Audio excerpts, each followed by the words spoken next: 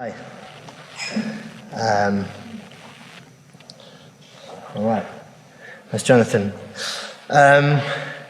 So yeah, this talk is about Jonathan Richman, and I'll explain a little bit why. We're a small, close-knit collective, and we work together really closely on different kinds of projects.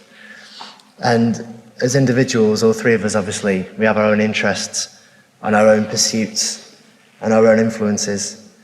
But there are a few of these external influences that we've naturally ended up sharing because we spend so much time together. And they become integral to our practice, kind of anchoring us and creating points of reference between us and even informing the tone of work when we're thinking about potential collaborative projects. And one of these influences is the music of Jonathan Richman.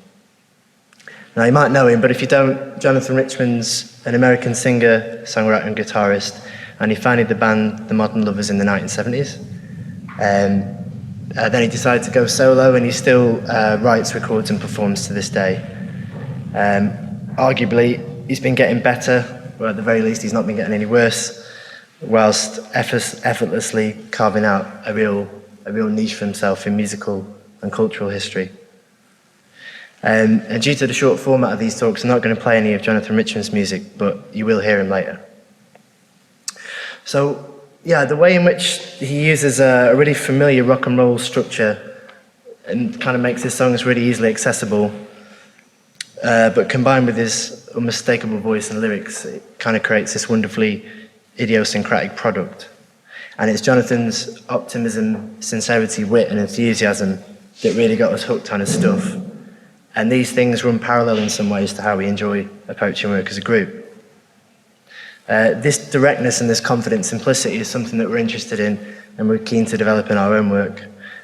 Also, this uniqueness and originality is something I think we're always striving for, trying to sort of be your own thing amongst the many voices that populate the visual culture that we're involved in. And Jonathan and his music are often described as naive or childlike, which to me doesn't really do justice to the observational depth and beauty in his work. It's just that it's so simple sounding and so direct that you don't really need to think about it, and you're not encouraged to think about it, and it's not really that kind of music. But even songs like that are called things like Chewing Gum Rapper or Ice Cream Man, despite having like ostensibly ridiculous titles, are still really wonderfully sharp studies. For Jonathan Richman, it seems that nothing is above consideration as a subject for a song, whether it's a problem of fraying jeans, or how great the beach is, what it's like taking the Greyhound bus, or just why he doesn't want to have a cell phone. And I think he looks at life like one of the painters that frequently crop up in his songs, like Picasso or Van Gogh. He turns the familiar into the new, he highlights the magic of everyday experiences, or just confirms those feelings of yearning, sadness, and joy that are common in all of us. But for me, listening to Jonathan's music is a really affecting experience, and one which I've yet to tire of. And I think it's surely like a common aspiration among artists, graphic or otherwise, but I hope that what we produce and contribute to the world via visual culture will go some way to affecting other people as we're affected by the things that we really like and admire, to be part of that feedback loop. And that's how Jonathan's music makes me feel, makes us feel. I also think enjoying what you're doing is a really important part of being able to do something well.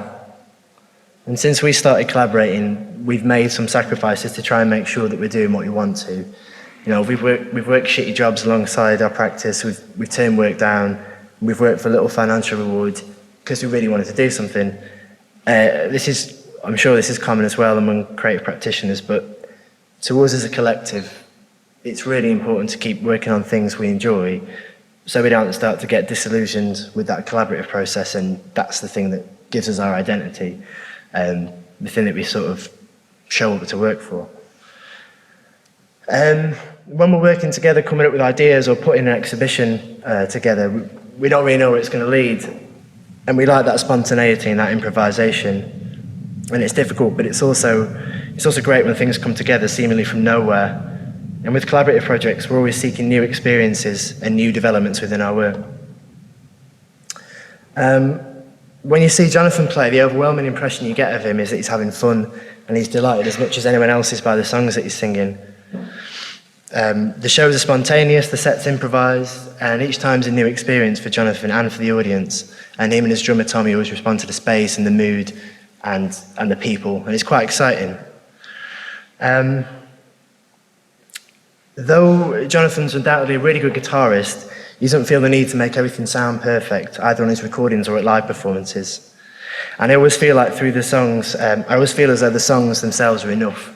They're strong enough so he's able to play them on his own or with various degrees of backing. And I think especially within the sphere of the graphic arts, it's really easy to overcomplicate things or to concentrate too much on the aesthetics of something, because that's what our product is. That's essentially what we're selling, even if we do try to go beyond the superficial nature of that. Well, listening to Jonathan's music reminds me that it's okay to do things simply, to leave things a bit rough around the edges and to not be too precious about what you produce. And above all, it reminds me to have confidence in what I'm doing and what I'm doing with Nous, Vous, and just to keep doing it. And Jonathan Richman's music's not really here to be picked apart or to be studied or analysed. And I'm quite aware that in exploring it too much, I might be in danger of ruining the magic for everyone, especially if you've never heard his music. But I hope this goes some way to explaining how it relates to our own practice. And hopefully, if you're not familiar with his work, you'll go away and do some listening, because it really is worthwhile. Now, for now, I'm going to leave it to Jonathan to have the last word on what he does. And here he is talking about his live shows. It's from a poem that he recorded for Q magazine earlier this year. So, what should we expect at these guitar and drum shows? Do what we do, show up and just see where it goes. I'm just learning guitar. I'm just learning to sing. Here I'm 60 years old, and this all a new thing. Yes, I'm 60 years old, and this all a new thing. These shows aren't nostalgia, they don't reminisce. And for me, yesterday is long over and gone. The only moment that I care for is this, and once a song is sharp won, I drop the song and move on. Yeah, once our song is sharp won, it's just over and gone.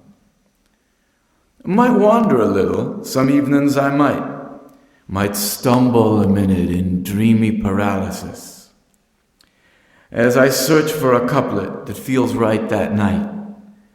And the tunes and the rhythms might change with the dancers, as this stuff is for dancing and not for analysis.